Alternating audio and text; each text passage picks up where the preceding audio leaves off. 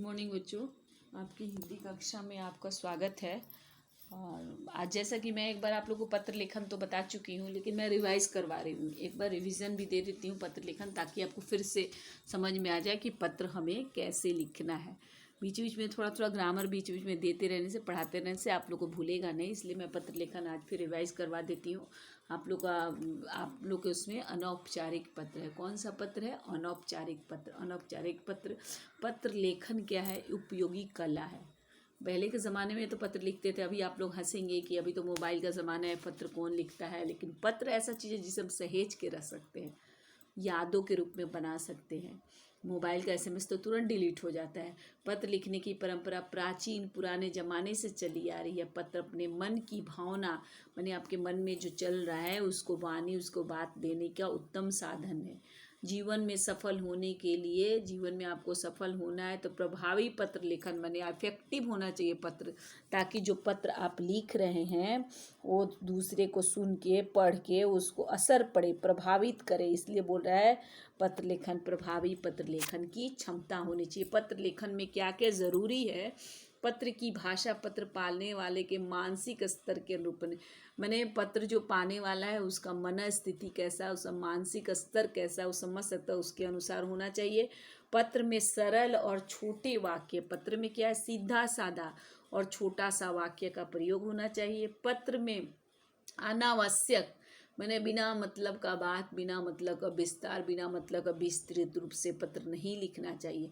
पत्र सरल और रोचक, मैंने सीधा साधा होना चाहिए, इंटरेस्टिंग होना चाहिए, पढ़ने वाले को अच्छा लगे, आपको भी लिख के अच्छा लगे। पत्र लेखन में शिष्टता बनाए रखना चाहिए, मैंने शिष्ट भाषा जो है ना, शिष्टाचार वाली होनी चाहिए, जैसी तैसी भाषा नहीं होनी चाहिए, है ना। एक डिसिप्लिन मेंटेन करते हुए पत्रों में आत्मीयता अपनापन होना चाहिए, क्योंकि अनौपचारिक पत्र किसके होते हैं? जिससे हम जानते हैं। पत्र में के वाक्य आपस में एक वाक्य दूसरे से रिलेटेड होना चाहिए, जुड़ा हुआ मतलब रिलेटेड होना चाहिए। पत्र दो प्रकार के होते हैं, एक होते हैं औपचारिक पत्र, दूसरे होते हैं अनौपचारिक। औपचारिक मतलब फॉर्मल लेटर, अनौपचारिक मतलब इनफॉर्मल लेटर। अनौपचारिक पत्र, यह पत्र उन लोगों को जिससे हमारा व्यक्तिगत संबंध होता है, माने हम लोग इनफॉर्मल लेटर किसको लिखते हैं? जिससे हमारा व्यक्तिगत संबंध होता है, जिससे हमारा पर्सनल रिलेशन होता है, उसको हम लोग अनौपचारिक पत्र लिखते हैं। अनौपचारिक पत्र अपने परिवार के लोग, सगे संबंधी, मित्रों, माने अनौपचारिक पत्र किसको लिखा जाता है? परिवार के लोग को लिखा जाता है, रिलेटिव को लिखा जाता है, अपने मित्र को लिखा जाता है। इस तरह के पत्र लेखन में व्यक्तिगत सुख दुख का उल्लेख, माने पर्सनल सुख दुख, अपना पर्सनल प्रॉब्लम का उल्लेख, उसका जानकारी दिया जाता है, उसको हम लोग कहते हैं। इस तरह के पत्र में व्यक्तिगत खुद का सुख दुख का उल्लेख किया जाता है, जिसको हम लोग पर्सनल पत्र कहते हैं, व्यक्तिगत। अनौपचारिक पत्र में, अनौपचारिक जो पत्र होते हैं, निम्नलिखित प्रकार के पत्र रखे जा सकते हैं। जैसे किसी को बधाई दिए, वो भी अनौपचारिक पत्र के अंतर्गत आता है। शुभकामना किसी को दे रहे हैं, वो भी अनौपचारिक पत्र के अंतर्गत आता है। निमंत्रण दिए, वो भी अनौपचारिक पत्र आता है। विशेष अवसर पर कोई अवसर होता है, ओकेजन होता है, उस पर जो पत्र लिखा जाता है उसको भी अनौपचारिक कहते हैं। सांत्वना, किसी के घर कोई बीमार हो गया, कोई मर गया, उस तरह का उसको सांत्वना देते हैं, उसको भी अनौपचारिक पत्र। किसी प्रकार की किसी को कोई जानकारी देनी है, कोई सूचना, कोई जानकारी, उसको अनौपचारिक। कोई सलाह, किसी को कोई राय देना है, उसको भी हम अनौपचारिक पत्र के श्रेणी में लाते हैं। अनौपचारिक पत्र के लिए आवश्यक बात होता है, पहला, पता, सबसे ऊपर बाएं साइड में पत्र भेजने वाले का पता होना चाहिए। पता लिखिए या परीक्षा भवन लिख दीजिए। दूसरा नंबर में, दूसरा लाइन में दिनांक होना चाहिए, जिस दिन पत्र लिख रहे हैं उसका डेट होना चाहिए। तीसरे लाइन में संबोधन होना चाहिए, पत्र प्राप्त करने वाले के संबंध के अनुसार शब्दों का, जैसे जो आपने जिसे पत्र लिखा है उसका, उस जैसे बड़ों के लिए आदरणीय, पूजनीय, छोटों के लिए प्रिय, जैसे बड़े होंगे तो आदरणीय पिताजी, आदरणीय दादाजी, पूजनीय माताजी, छोटा होगा तो प्रिय मित्र, प्रिय भाई, प्रिय बहन, स्नेही बहन, ऐसे करके होता है। उसके बाद से है 4 नंबर अभिवादन, माने जिसको पत्र संबोधित करे आदरणीय, प्रिय, उसी अनुसार, अब जिसको पत्र लिखा जा रहा है उसके साथ संबंध के अनुसार, माने जिसको आप पत्र लिख रहे हैं बड़ा है तो सादर प्रणाम, छोटा है तो चिरंजीवी, शुभ आशीर्वाद, बड़े के लिए पत्र, जिस प्रकार के व्यक्ति के लिए पत्र लिख रहे हैं उसके रिलेशन के अनुसार अभिवादन का प्रयोग किया जाता है। जैसे बड़ों के लिए सादर प्रणाम, चरण स्पर्श, छोटों के लिए चिरंजीवी रहो, शुभ आशीर्वाद।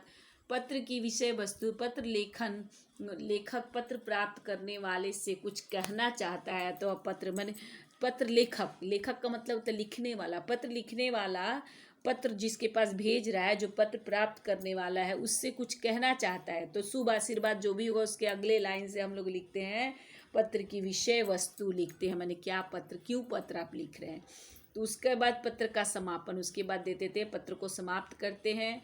पत्र को समाप्त करने निकट संबंधी व्यक्ति है, तुम्हारा भाई, आपका प्रिय, तुम्हारा बेटा, तुम्हारा भतीजा, जो भी लिखना होता है अपना लिखते हैं। अनौपचारिक पत्र का ऐसे ढांचा होता है, प्रारूप माने ढांचा, कंस्ट्रक्शन। जैसे लिखने वाले का पता पहले होता है, या परीक्षा भवन लिख दीजिए, क ख ग लिखिए, शहर लिख दीजिए, दिनांक लिखिए, संबोधन लिख दीजिए। इतना लिखने के बाद लिखने वाले का पता या परीक्षा भवन कोई लिख देना है, उसके बाद से शहर का नाम लिख दीजिए, दिनांक, फिर संबोधन, मित्र, पिताजी जो भी, फिर अभिवादन, फिर पत्र की नीचे लाइन में पत्र की विषय में पत्र क्यों लिख रहे हैं, फिर पत्र को समाप्त करिए। फिर पत्र प्राप्त करने वाले के साथ पत्र भेजने का संबंध है, आप पत्र भेज रहे हैं तो आपके साथ उसका रिलेशन का क्या है, और भेजने वाले का नाम लिखिए। नहीं तो बोर्ड में हम लोग अ ब स लिखते हैं, क ख ग लिखते हैं, नाम नहीं लिखते हैं। जैसे आगे हम चलते हैं, मित्र को परीक्षा में प्रथम स्थान प्राप्त करने पर बधाई, तो परीक्षा भवन लिख देंगे, क ख ग, शहर लिख देंगे, दिनांक लिख दिया, जो भी 29/4/2020 है, जो भी आप दिनांक लिख देंगे। प्रिय मित्र, सदा सुखी रहो, मैं लिख दी, मित्र को लिखे इसलिए सदा सुखी, मैं कुशल मंगल हूँ, आशा करता हूँ। पहले हालचाल अपना बता के फिर हालचाल पूछा जाता है, डायरेक्ट ये नहीं कि पत्र लिख रहा हूँ, पहले हालचाल पूछना होता है। हालचाल बता, मैं कुशल मंगल हूँ, आशा करता हूँ तुम भी कुशल मंगल होगे। कल तुम्हारे पिताजी ने फ़ोन किया तो तुम बोर्ड परीक्षा में पूरे जिले में आए हो, अव्वल आए हो, यह समाचार सुनकर मन खुश हुआ। ठीक है, तो मुझे तो पहले ही विश्वास था कि प्रथम आओगे। इस परीक्षा के लिए तुम्हारे परिश्रम ने ही तुम्हें इस ऊंचाई तक पहुंचाया। इस तरह लिखेंगे। पैराग्राफ इसमें चेंज कर सकते हैं। उसके बाद से मुझे पूरी आशा थी कि तुम्हारा परिश्रम रंग लाएगा, तुम प्रथम स्थान प्राप्त कर या सिद्ध कर दिया कि दृढ़ संकल्प और कठिन परिश्रम से कुछ भी प्राप्त किया जा सकता है। उसके बाद मैं सदैव यह कामना करूँगा कि तुम्हें जीवन में हर परीक्षा में प्रथम आने का सौभाग्य मिले। तुम इसी तरह अपने परिवार और विद्यालय का गौरव बढ़ाते रहो, इसी प्रकार मेहनत करते रहो और सभी को प्रसन्नता प्रदान करो। तुम्हारा मित्र। जो भी नीचे मित्र लिखा है तो अपना नाम नहीं लिखते हैं, ब स क ख ग जो भी लिख देते हैं। और बेटा एक चीज़ मैं बता दूँ, सिद्ध, थोड़ा सा प्रिंटिंग मिस्टेक हुआ है, सिद्ध कर दिया कि, कोई भी वर्ब के बाद जो की होता है छोटी की होता है। ठीक है, मैं सदैव कामना करूँगा कि, वर्ब के बाद जो की होता है वो छोटी की होता है। जैसे यहाँ दिया कि, ये की है, छोटी की होना चाहिए। सदैव कामना करूँगा कि, ये की छोटी की होना चाहिए, थोड़ा प्रिंटिंग मिस्टेक है। ठीक है, इधर जो है एक चीज़ और देख रही थी मैं, कुशल बोर्ड परीक्षा में पूरे जिले में प्रथम आए हो, प्रथम आए, प्रथम यहाँ जोड़ना होगा, आए या समाचार सुनकर मन खुशी से भर गया।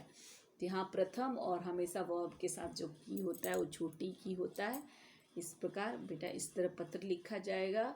और पत्र लिखने को हो सकता है मैं पत्र लिखने को आपको दूंगी अगले सप्ताह में। ओके, ठीक है, धन्यवाद बच्चों। खुश रहिए, स्वस्थ रहिए, अच्छे से रहिए, कुशल रहिए, पढ़ाई कीजिए।